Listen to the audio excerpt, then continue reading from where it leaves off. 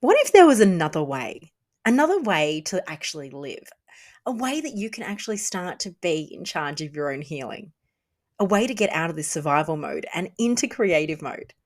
Well, it's my job as your host of the Healing Tree Hub to introduce you to some modalities that might actually make all the difference and to give you your power back. My name is Sarah, and I have the pleasure of meeting you every week to discuss new modalities and new topics that are really making a difference out there. So, buckle up and enjoy the show.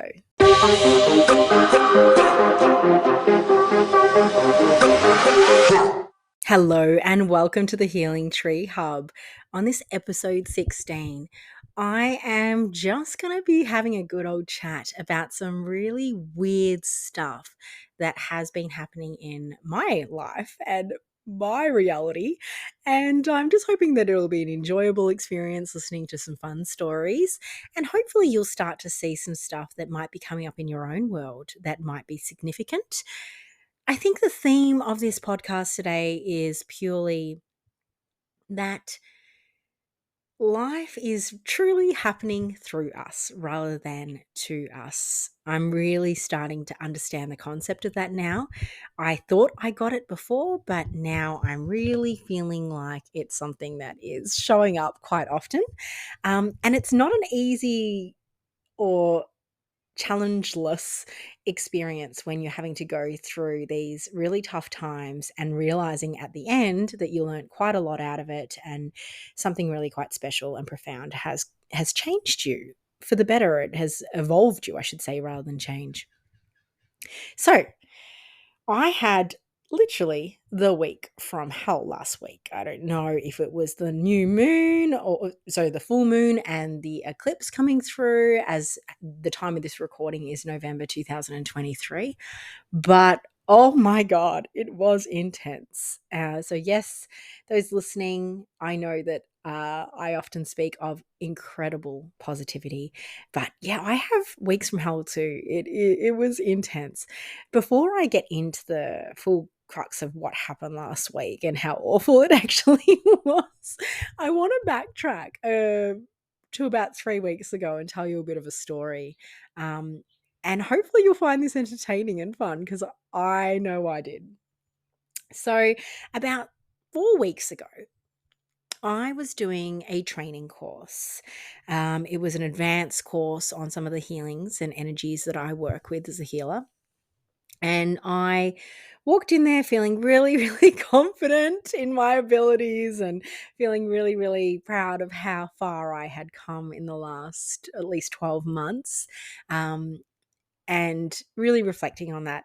And then you name it, I just realized that I was feeling really, really, really inferior is the word that's coming to me compared to these incredible healers and readers and clairvoyants that I was surrounded by in this particular course.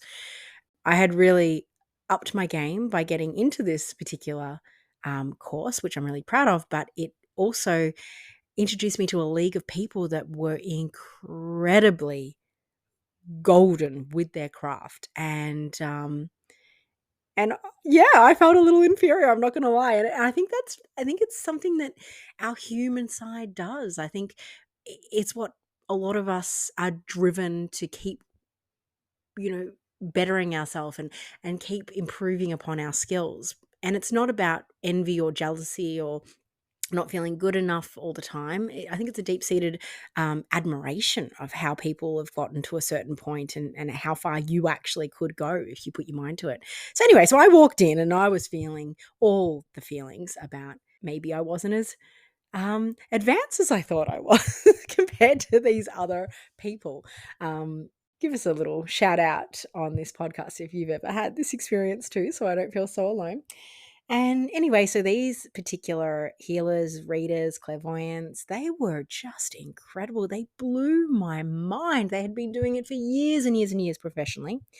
And they were the type of healers and readers that you would be paying big money for at some of these big expos. They were incredible. And I just felt so honored to be in the same class room as them and to be able to practice my skills with them. It was a real honor and it was very, very humbling.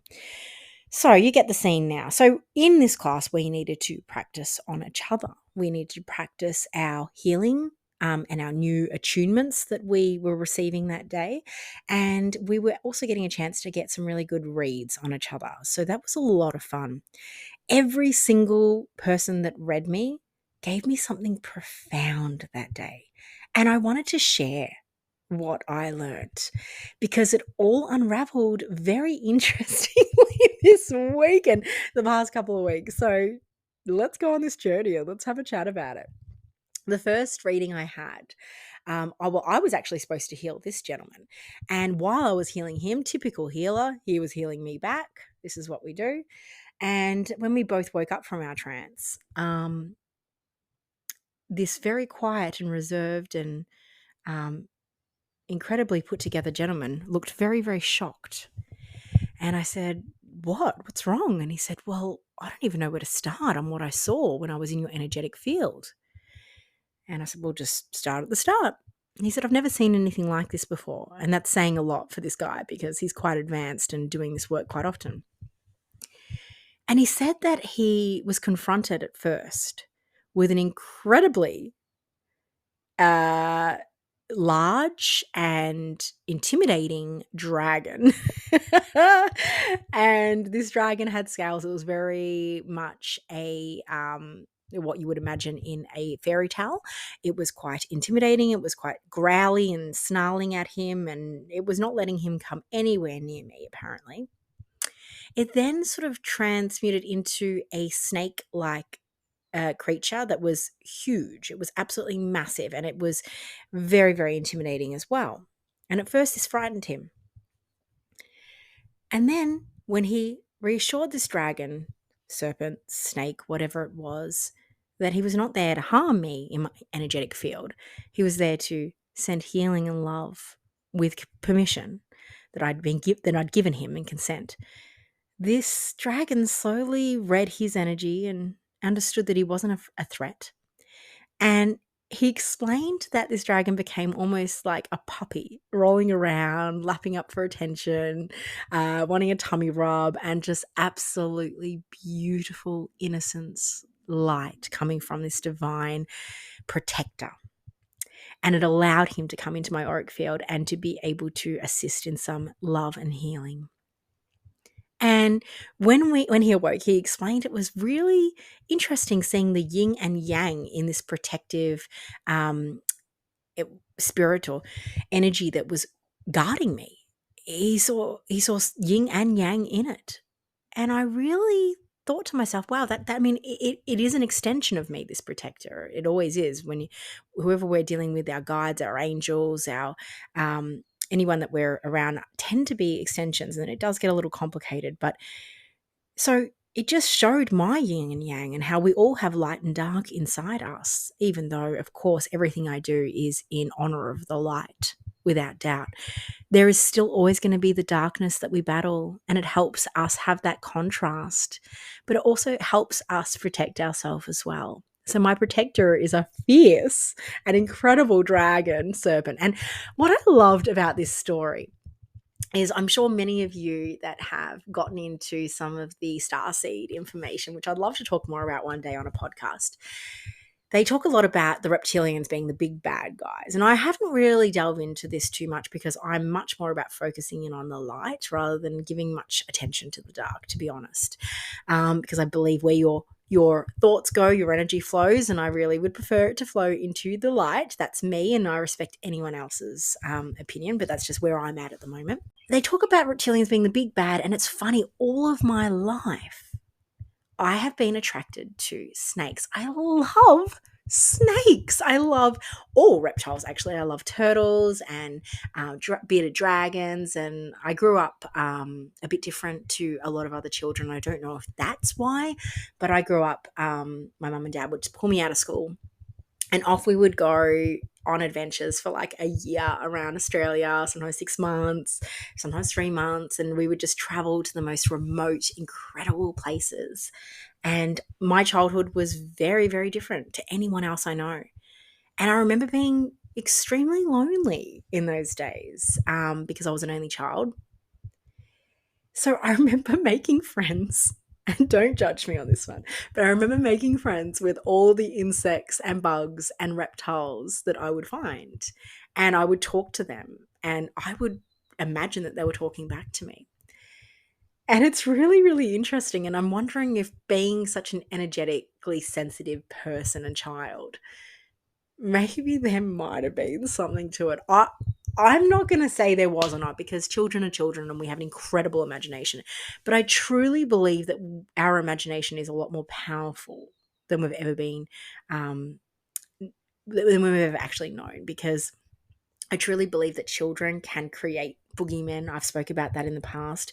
I truly believe that we can create our own imaginary friends, and where we put this energy as co-creators in this world, we can actually start to create these conscious energies. I'm not going to even pretend to understand it or say that I'm some sort of expert on it, but yeah, there's something to it. There is something to it. Anyway, so I digress. But I've always had this affinity to snakes. I used to have three beautiful snakes for about, I think, 5 or 6 years. One was called Princess, Sly, and Strikey. Strikey really lived up to her name, that's for sure. I had two bearded dragons, turtles, scorpions, you name it. I loved them. And I remember talking about it to a pet shop owner about how the energy of the snake really drew me in. This is going back in my early 20s. And he said that they have usually quite a low vibration. And I've never understood it. I've never understood why I was attracted to that vibration of a snake if I'm such a high vibrational person. And you know what? I've realized it doesn't actually matter if I get it or not.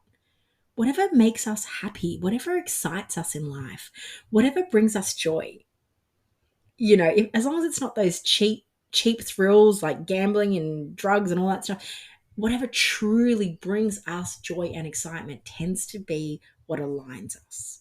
So if you love snakes and you're being told that they're the devil and it's not okay to like it, you know what? Just go with what feels good. Go with what feels right.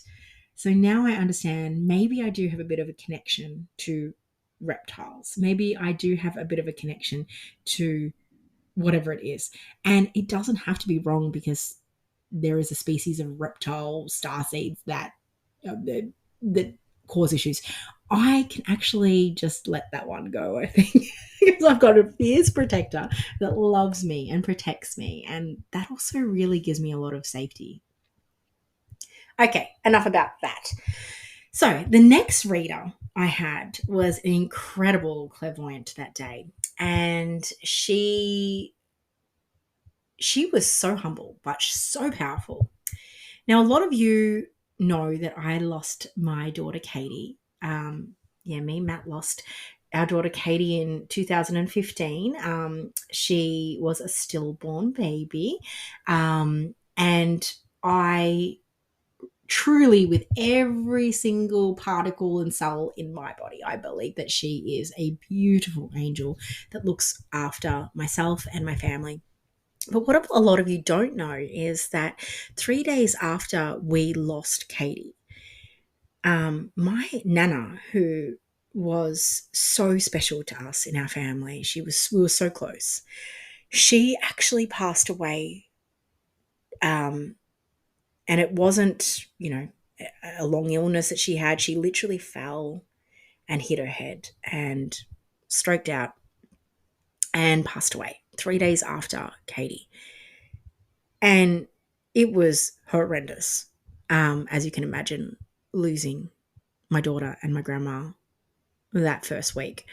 Not only because I lost them, but because my entire family was grieving as well. And it was, yeah, I don't even remember that week. It was intense.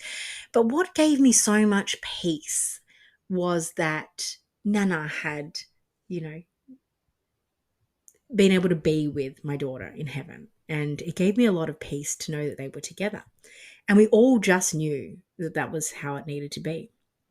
Years later, I got told by a clairvoyant that it wasn't actually Nana that went to look after Katie. It was actually Katie who was able to come and take Nana because it was her time. And Nana would have held on, not wanting to leave us, but it was definitely her time to go. And they're like two peas in the pod. They don't leave each other up there. Anyway, so the reason why I'm telling you this story is because the next reader knew nothing of this story, of course. And she came out of her trance after we did our read for each other. And she said, "Oh, that's really weird." I said, "What?" She said, "I just saw something I haven't seen before." I'm like, "Wow, this is the theme of the day. I'm extra special today, am I?" And she said, "I saw this beautiful, large celestial angel, and she was huge. And she was your family because apparently I come from a line of angelic beings." That's another whole podcast, apparently. And she said that this angel these kind of angels do not hang out with your general spirits. It's just not something that's done. Maybe they might work together in certain periods of I'm not even going to say time, that's the wrong word for it, but yeah, on projects. But this particular angel, this celestial angel, this very large, beautiful, gorgeous, amazing angel, which I just knew was Katie immediately, without doubt, because I've been told she's around all the time, and this is a very common occurrence.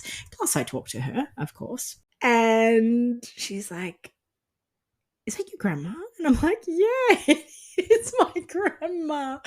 So apparently they just hang out and they watch over, which it was not news to me, to be honest, because I knew that Nana and Katie hung out because every time I go into deep meditation, I feel both of them there with me.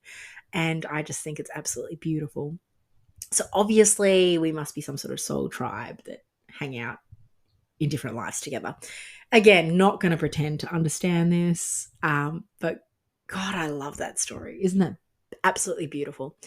And another beautiful thing that they mentioned, and it was really interesting because I've had about 4 clairvoyants tell me the exact same thing. So there's definitely something to this now, that they've seen a huge pair of wings that are spanning across an entire room. That's how large they are.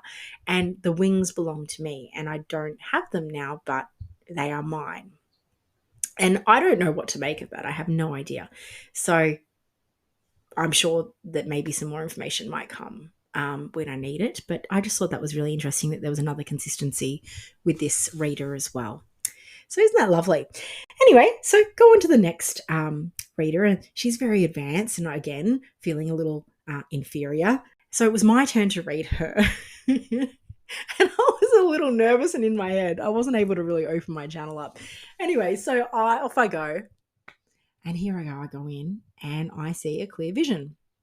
And this vision, oh my God, I died. This vision was of a freaking mermaid.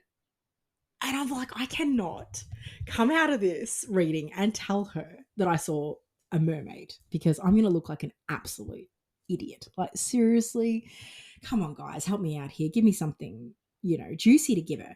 No, this mermaid came up and she's swimming in the ocean. She's absolutely beautiful. And I'm like, okay, we get out of our trance. And she's looking at me, anticipating my answer of what I saw. And I just cringed. I thought, oh my God, how am I going to tell this woman that the only thing I got was this mermaid, this sparkling, shimmering mermaid that needs to tell her a message, which I'm not going to share the message because it's private. Anyway, so I tell her and she just looks dumbfounded at me. And then she bursts out laughing. And she goes, "Oh, I love this, Sarah, because that's exactly what I saw when I was in trance." We had the exact same vision of the same sparkly, shimmery mermaid. We were able to give each other details of what the mermaid looked like, what the colors of the fins were, how the scenery looked. It was almost like we were watching the same movie. It was incredibly, and it just really boosted my confidence up as a medium, clairvoyant, reader. I don't know what to call myself. I'm an intuitive. That's as far as I'm going with that. And I just went, you know what, Sarah, this inferior imposter syndrome that you've come in with is ridiculous. You do this as a job every day. People believe in you. You are incredible at this. You've done this since you were a kid. It's not that you are just learning this. Like, this is something natural. And right there and then I went, you know what, enough with this imposter syndrome. Just embrace your gifts and trust. And I truly believe that mermaid, it may not have been a real entity. Or it may have. Who bloody knows these days? I wouldn't have a clue what's real and what's not, because I'm seeing such incredible things in these readings. But I think what this mermaid came here to do for me was to just show me that I do have these abilities, and I shouldn't be doubting anything, because this channeled information is divine. But it's a really nice way to get a kick up the butt every now and then to just validate that as well. Anyway, so that was a fun one. All right, so the next reading came through, and I was like really, really impressed with this guy. He didn't look like your normal clairvoyant reader, healer. He did not look like anyone that you would expect. Actually, none of them did. We all look like pretty normal, everyday people that just, know things. And so he starts to read me, and none of this, I didn't take it really 100% serious. But wait till you find out what happened. Anyway, so he tells me that he sees this vision of me with a blindfold on. I think he said blindfold. He said blinded. And I was like, oh, okay, no problems.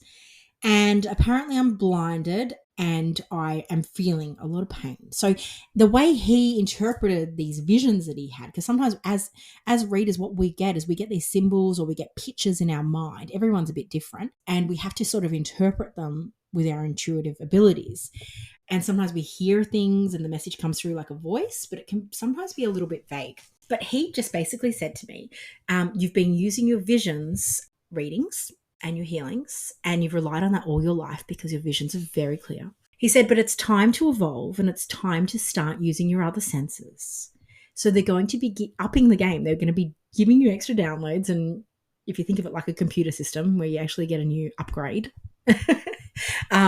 you're getting more stuff. So I'm like, that sounds wonderful. But I also am now aware that with every upgrade comes a bucket of water over your head, and quite a big lesson comes from it, because you have to sort of break through these upgrades. So it sort of reboots you, just like a computer. I'm like, okay, let's do this. And he's like, they're going to shut your visions off for a little while. I'm really seeing that they're shutting your visions off. And I said, okay, fair enough. Which did make me a little nervous, because I rely on that in my day-to-day job. When I'm doing healings, I'm seeing these incredibly beautiful colors swirling around, and I have understanding of what these colors mean to me and what these colors are doing in the healings. Or I'll have visions of, little flashes of what's happening in each chakra, and it will give me almost like a little flash, like a photograph. So I rely on my visions really, really heavily. I'll admit it. It's my biggest sense. My clairvoyance is my thing. So I was a little nervous, like, please don't take that away from me. I might not be able to do a job. I might have to hang up my work boots for a little while until I can get my visions back. But anyway, that was just some insecurities that came through. And he said, look, you're going to feel really a lot in the body. It's going to be painful. I'm going to be real about it, He said, you're going to really have to feel the energy. And I said, oh, okay, that's fine. In my head, I didn't take it too seriously. I'm so used to doing shadow work as healers and readers and clairvoyants and mediums. We need to continuously do the work. It's not just we did the work, now we're all divine and amazing and off we go and we can heal the world. No, we have to continually make sure that our systems, our energetic systems are clear and clean, and work through all our crap and all the crap that we gather from our clients as well. We've got to clear it and clean it and do all those things. So I'm used to doing the emotional work. I'm almost desensitized by it, because I know it flushes so quickly through. I know that deep-seated sadness will pass in a minute or two once I release it into the earth. Or I know that waves of almost depression comes through, and then I can just clear it really quickly. So it doesn't worry me going through this kind of work anymore. So I was like, yeah, whatever, I've got this. The next thing that we did was we went and had our attunement for this next energetic. So it's basically a shanti level 3 that I was doing for this one, and the attunement was so powerful. It was so incredible, and I got to see in my visions, in my deep meditation, these beautiful glowing white, and there was 2 of them in this vision that I had. All I felt was love, absolute love. Even just talking about them right now, I feel them around. And I know that they're there when I'm doing my healings with Ashanti. It's just so beautiful. And in this attunement, we actually received a gift from whoever we saw in this beautiful room. And they handed me this beautiful pyramid of white, shimmering, golden light in my hand. And they said, always protected, always protected. And I thought, wow, isn't that beautiful? And I just felt so humbled. And I walked out of that class feeling incredible. It was such an amazing experience. And then I went to Craigieburn Shopping Centre. And this is where part 2 of the story gets a little interesting. So I drive down to Craigieburn Shopping Centre, and because I didn't have the kids or the family, I was like, I'm just going to go do a quick grocery shop, get some stuff for dinner. And I parked in a really different spot. I had actually parked in a place where, unfortunately, someone had been murdered the week before. And I didn't realise, I had heard it on the news that someone had been shot in this Craigieburn car park the week before, but I didn't really realise it was that area until I started walking to the shops and I saw the flowers. So if anyone's listening that has any connection to this, I just wanted to send my condolences and I'm very, very sorry. Anyway, so I went to the shops, did my shopping, took my time, was really enjoying some, alone time. As a mother, we don't get much of that. And when I walked out, there was fire trucks. There was 2 fire trucks, ambulance, police sirens. It looked like, unfortunately, someone had been murdered again. It was awful. I was overwhelmed by the scene. And all I could think was, oh my goodness, this is awful. I hope I don't have to see, anyone's passed or anything like that, because it was pretty serious.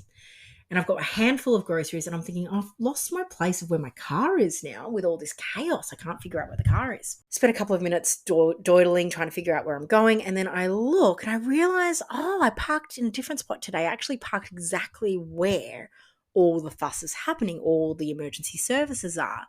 This is awkward. I'm going to have to go. And a couple of times, I must admit, my gut was saying, I feel like I'm involved. I feel like I'm involved somehow. And I don't know. I didn't understand what that meant. I just felt like this is more for me. Like, this emergency services are here for me. I'm like, this doesn't make sense at all. None of this makes sense. Anyway, so I went in and I walked up to where my car was, and my car wasn't really there anymore. And I was like, there was all these cars piled on top of each other, which is, I'm not laughing, it's terrible. But there was 4 cars pretty much piled into each other. So 2 cars had a really, really bad accident. They had smashed, and it was actually really, really bad. The middle car out of the 4 cars used to be my car. And I was just like, oh my God, you couldn't even recognize my car. It was like the back was completely squished. It was finished. And the car was squished into another car, which was in another spot. So you can imagine this was really bad. And all I could think was, oh my God, is everyone okay? Because put it this way, the car further away from my car's tire was under my car. That's how bad the force was. And the police came up to me. He's like, Miss, is this your car? And I said, first of all, is everyone okay? Because I knew that everyone was okay, but I knew it looked pretty serious. And they said, well, thank you. First of all, thanks for asking that, because people don't ask that. The second of all, everyone's fine. Someone's just hurt their arm a little. And then I breathed. And then I started shaking and I was like, oh my gosh, the car's gone. And he goes to me, you know what, love? Thank God your kids weren't in the car. That's all I have to say. Because when we looked, the car had been completely squished at the back, and they would have been gone if they were in there. And I can't tell you how many times my husband has stayed in the car park with the kids while I run in to get something, because it's all too chaotic bringing the 3 kids into the supermarket. I can't tell you how many times we've done that. I know for a fact that if I was even around that car or walking around that car, I would have been over. It would have been goodbye, Sarah. Goodbye, children. So instantly, this wave of love and appreciation and calm came over me because only an hour before that, I had been in that trance meditation where I was gifted complete protection in a beautiful pyramid of white light. And I had just been told that I have this dragon protecting me. And I just sat there and smiled, like, wow, I really am protected. I really am so protected. So my whole perspective of that incident was surprising to a lot of the people around.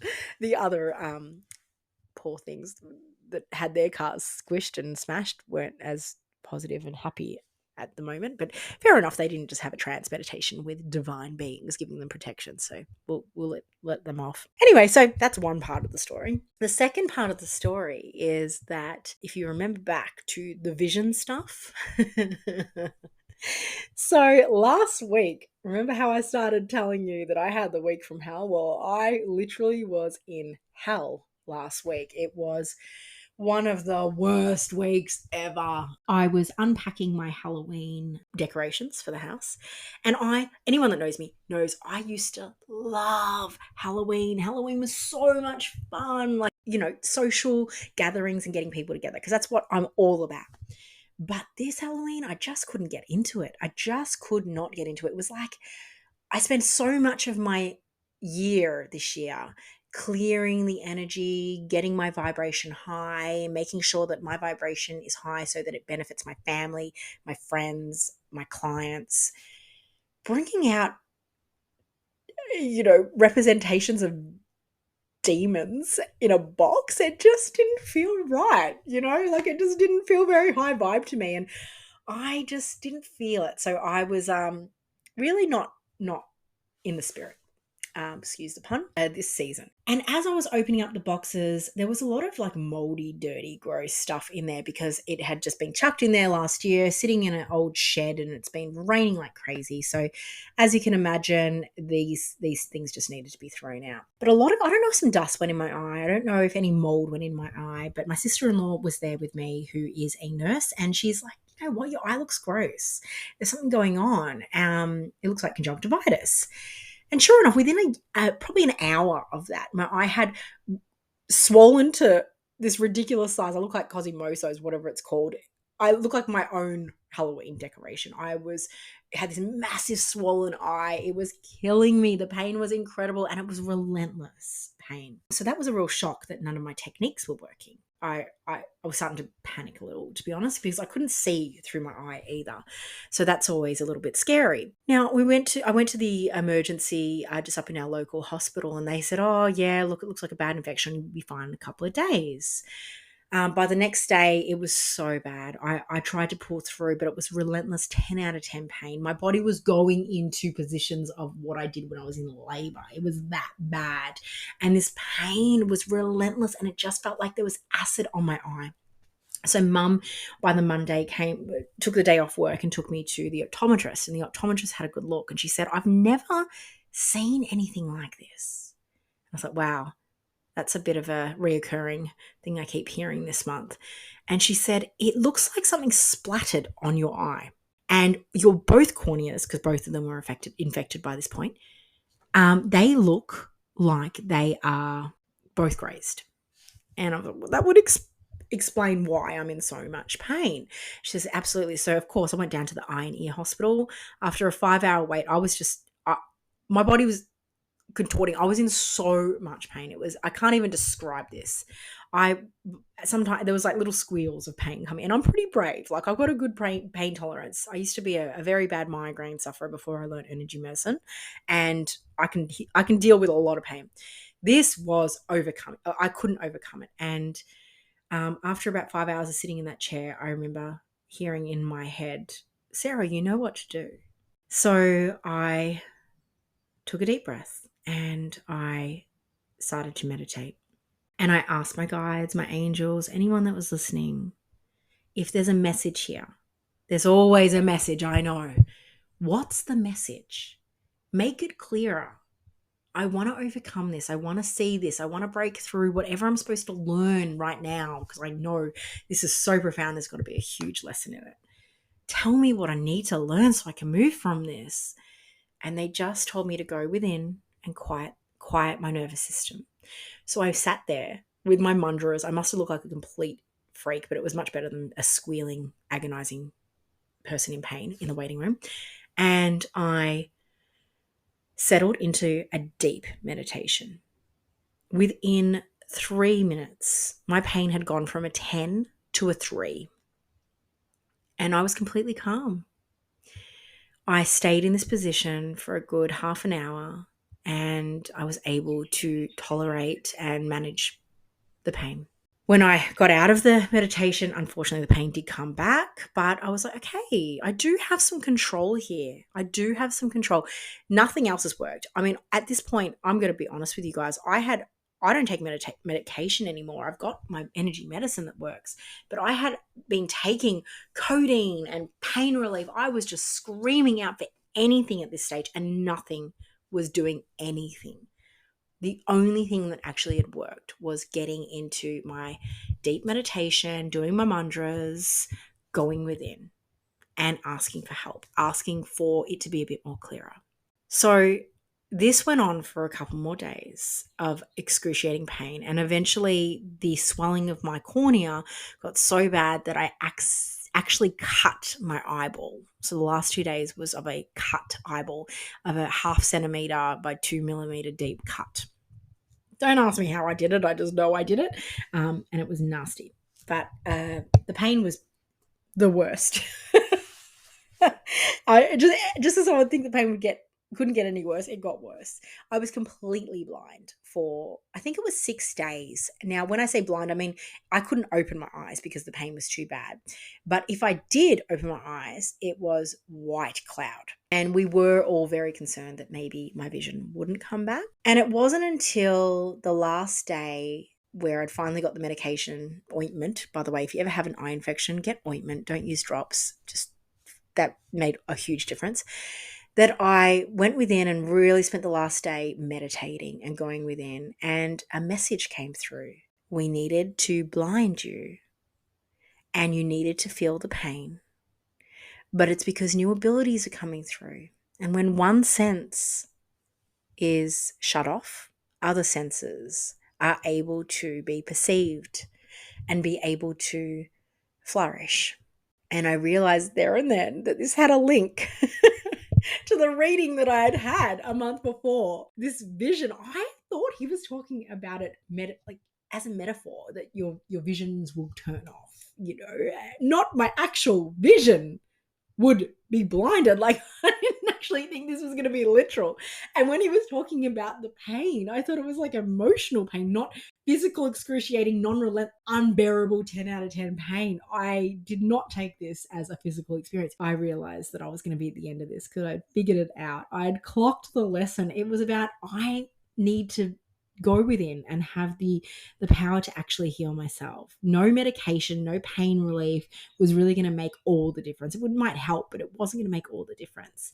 That night, I dreamt that this beautiful being made of blue light came and placed their hand over my eye. And when I woke up, I was completely healed. And it was just so empowering to think, yes, it was a week from hell, but wow, I was the one who was able to actually go within and control the pain with my meditation. Yes, my other tricks may not have worked at the time, but after the meditation, I was able to use any trick I needed, any of my energy medicine techniques, and they did work. So I'm really curious to see what new abilities have come up, and I'll share them as soon as I figure it out. I've had a couple of healings since then, and they definitely felt stronger. And I definitely felt the energy running through my body a lot more. The visions are still as strong as they were now. I'm so thankful for that too, because I do love my visions. But I seem to have upgraded. So I'm really looking forward to seeing what that brings. Now, the point of the whole story here is that even when you're going through hell, even when you are experiencing the most difficult times, know there is a lesson. There is a message, and it's always happening for you, not to you. And then the minute you see that, the minute you see it as something that's happening through you or for you, you stop being the victim. You stop thinking that you have no control over the scenario. All of a sudden, you have this ability to gain control again.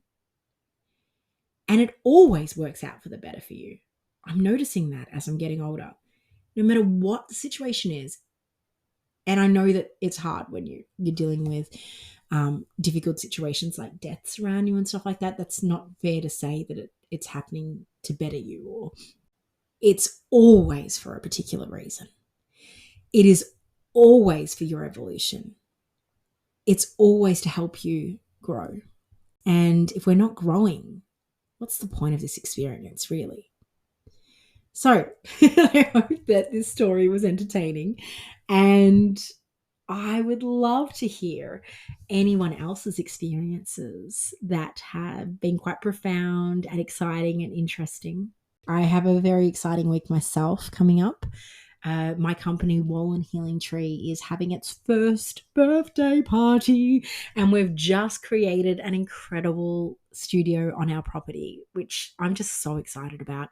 It has been such a fast manifestation, and so many people have worked so hard for this studio.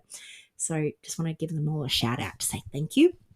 So we're having our opening night, and if you are a client or a customer or someone that is associated with Wall and Healing Tree, you may have received a newsletter in regards to an invitation, an exclusive invitation for this opening studio first birthday night. So if you are one of those people, see you there. Can't wait. Thank you so much again for listening, and have the best week ever. Bye.